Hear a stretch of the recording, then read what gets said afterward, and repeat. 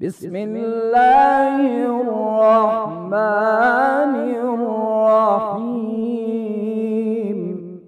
فلولا نفر من كل فرقة منهم طائفة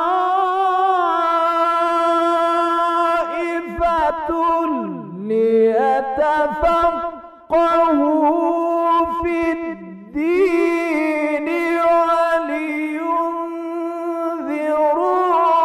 قومهم إذا رجعوا إليهم لعلهم يحذرون.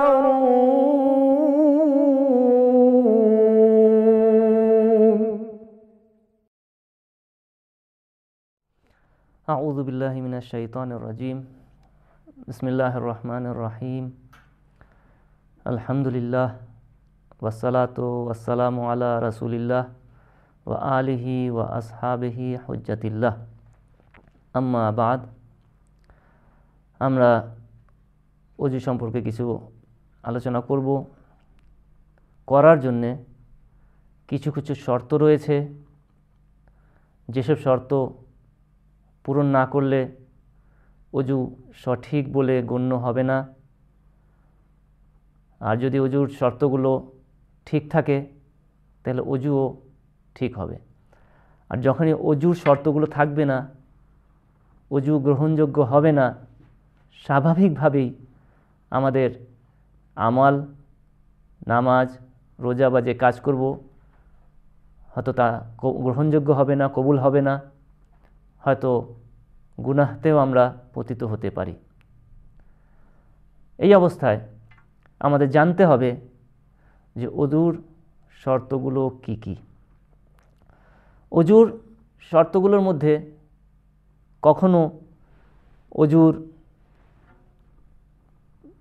পানি অথবা যে পাত্রে পানি রাখা হয় বা পানি রাখা হবে সে পাত্রর সম্পর্কে আমরা কিছু শর্ত রয়েছে, সেটা আমার জানতে হবে।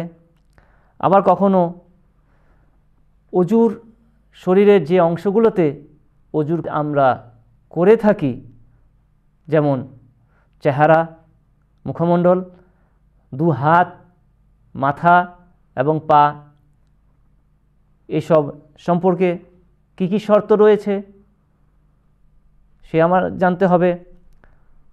তৃতীয়ত,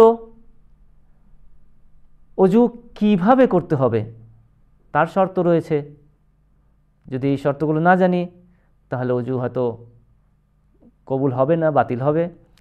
চতুর্থত, যে ব্যক্তি ওযু করবে অর্থাৎ মুকাল্লাফ, সেই ওযু যে করবে সেই ব্যক্তি সম্পর্কে কিছু শর্ত রয়েছে যা আজকে আমরা আলাপ করব।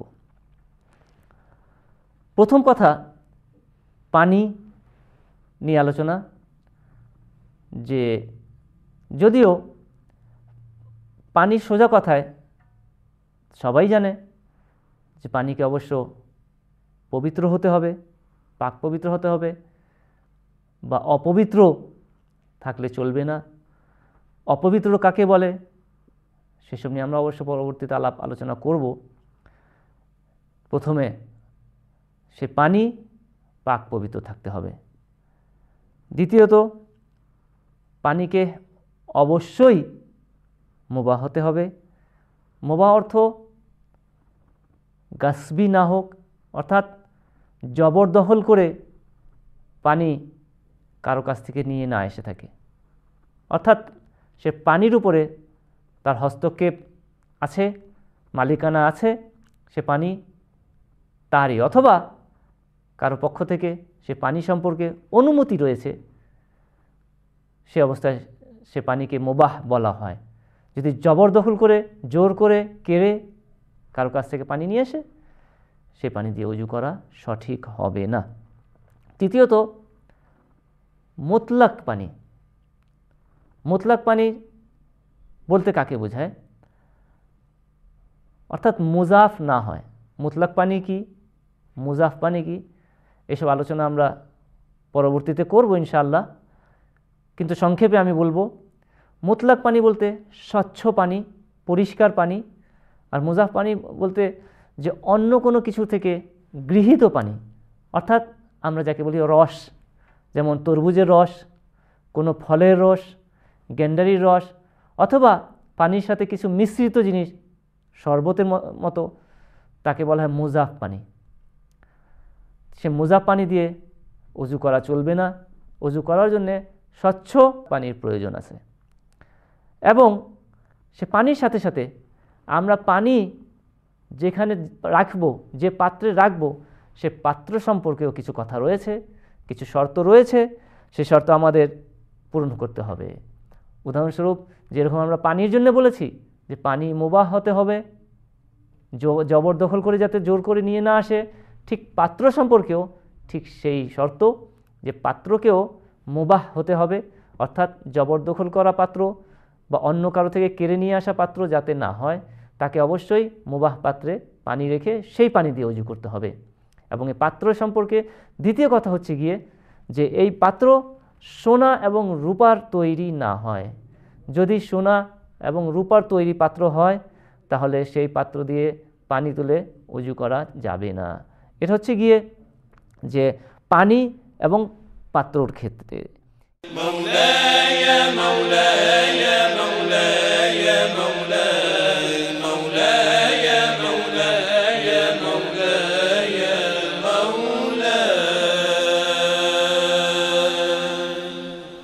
কিন্তু কথা হচ্ছে যে দ্বিতীয় পর্যায়ে যেটা আমরা আলোচনা করব সেটা হচ্ছে যে অজু করার স্থান, শরীরে যেসব অংশে অজু করা হয় তা কীভাবে থাকতে হবে। প্রথম কথা, সেই স্থান অবশ্যই পবিত্র থাকতে হবে। দেখা গেল যে বাইরে থেকে কোনো অপবিত্র জিনিস, নাপাক জিনিস সেই স্থানে যাতে না লেগে থাকে, প্রথমে ওটা ধুয়ে নিতে হবে। অথবা কোনো ক্ষত, যেখানে রক্ত বেরোচ্ছে, রক্ত যেহেতু নাপাক, অপবিত্র, আমরা পরবর্তীতে আলাপ করব অপবিত্র নিয়ে, অপবিত্রতার আলোচনায়, সে নাপাক জায়গা অবশ্যই পরিষ্কার করে নিতে হবে। পরিষ্কার করে সে শরীরের অংশ অবশ্যই পাক থাকতে হবে। এবং দ্বিতীয় কথা, যে হয়তো শরীরের অংশ, হাত, চেহারা কিংবা মাথা বা পা পাক থাকা সত্ত্বেও দেখা গেল যে পানি ঢালার সময় যে পানি এবং হাতে পৌঁছানো, ত্বকে পানি পৌঁছাতে পারছে না কোনো কারণে, হয় তৈলাক্ত অথবা কোনো প্লাস্টিক জাতীয় প্লাস্টার বা অন্য কোনো কিছু। যদি ক্ষত থাকে আলাদা কথা, আমি যেখানে ক্ষত নেই সেই অবস্থার কথা বলছি। যে যদি দেখা গেল যে অনেক সময় কলমের বল পয়েন্টের কালি যেহেতু তৈলাক্ত থাকে বা অন্য কোনো রং অনেক সময় লেগে থাকতে পারে, যার কারণে পানি পৌঁছানো সম্ভবপর হয় না। বা উদাহরণস্বরূপ মহিলারা যেমন নেইল পলিশ, নখ পলিশ লাগান, নখে রং করেন, এমত অবস্থায় দেখা গেল যে সেই রঙের কারণে ত্বকে পানি পৌঁছায় না। সেই বাধা যদি প্রাপ্ত হয় পানি পৌঁছাতে, তাহলে অজু হবে না। অবশ্য মেহেদি জাতীয় জিনিস যেটা ত্বককে রং করে, কিন্তু সেটাকে ত্বকই বলা হয় জনসাধারণের কাছে, সেটাকে রং বলা হয় না। কালার হলেও, সেটা রং হলেও কিন্তু সেটা রং ত্বকে শুষে নেয়, তো সেটাকে আলাদা রং বলা হয় না, সেটা তোলাও সম্ভব নয়। তাই মেহেদি লাগালে কোনো অসুবিধা নেই। কিন্তু যদি নেল পলিশ বা অন্য কোনো রং, আলতা মতো যদি অন্য কোনো রং লেগে থাকে, যার কারণে পানি সেই শরীরে অজুর স্থানে পৌঁছাতে বাধা দান করছে, তাহলে এমত অবস্থায় অজু গ্রহণযোগ্য হবে না। যখন অজু গ্রহণ হবে না, অজু বাতিল হবে।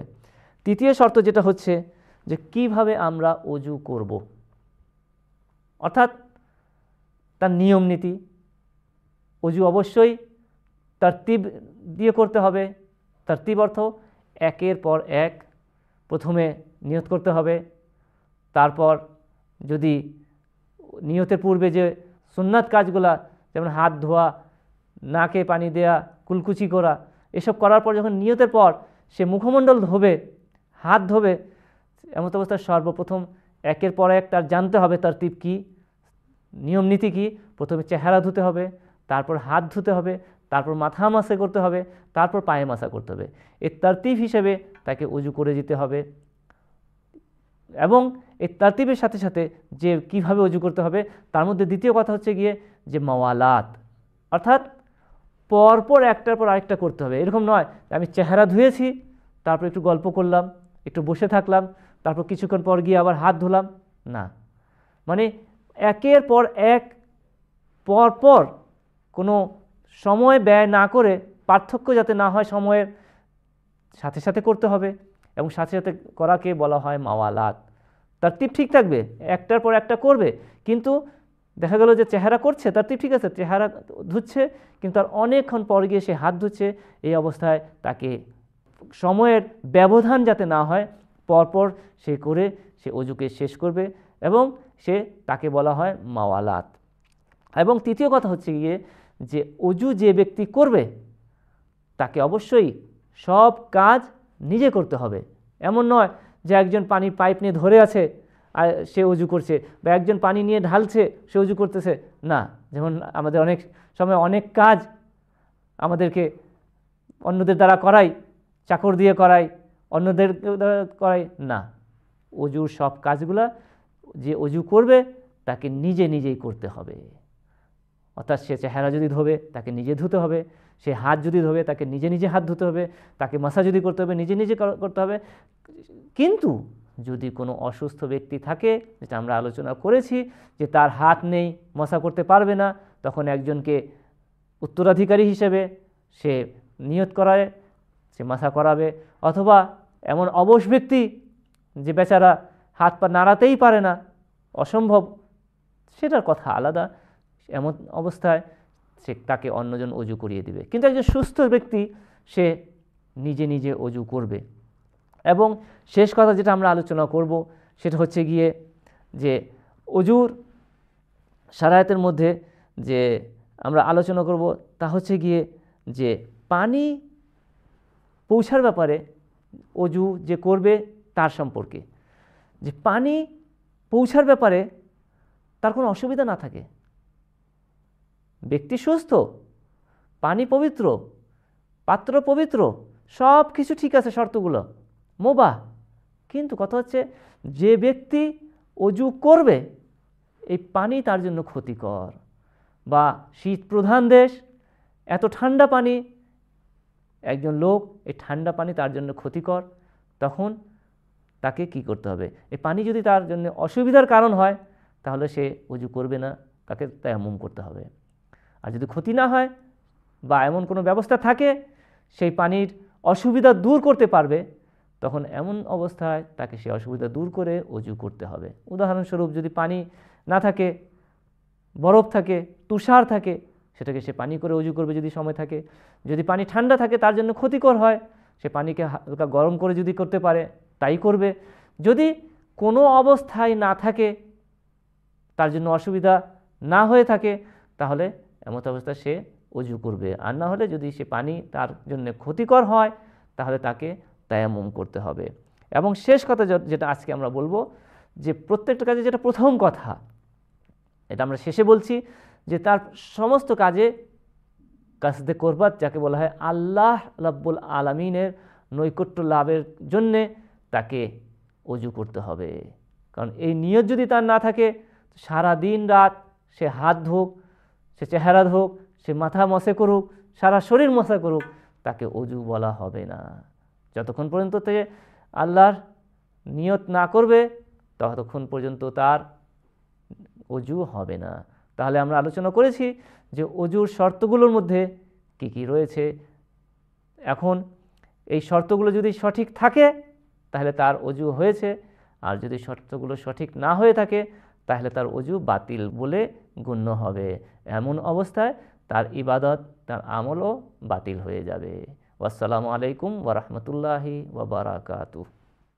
اللهم تفضل على علمائنا بالزهد والنصيحة،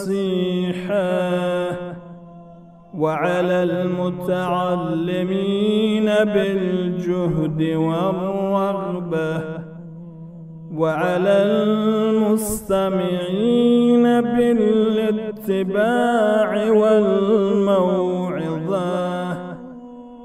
برحمتك يا أرحم الراحمين.